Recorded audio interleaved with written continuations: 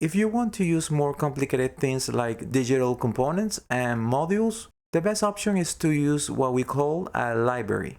That is a code that you can download to facilitate the use of that component.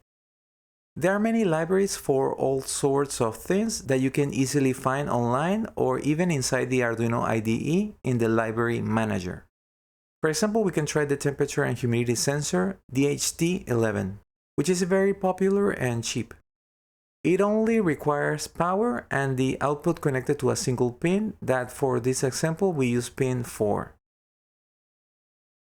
Let's search for a library for the DHT11 using the library manager. And let's install this one. Another way of installing libraries is by downloading them manually and putting the folder in the correct directory.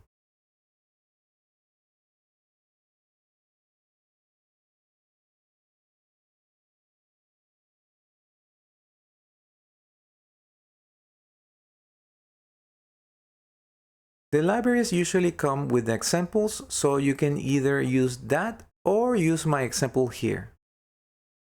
At the end, they all do the same. First, we set the pin where the sensor is connected. Then we create the variables where we're going to store the readings. This is to include the library into our sketch. And then we initiate the sensor with this line. In the loop, we can read the temperature and humidity and store those readings into these variables. Then we can do whatever we want with that value.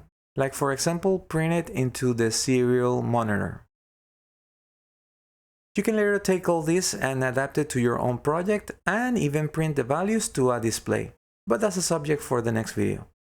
I hope it was helpful and see you in the next video. Bye bye.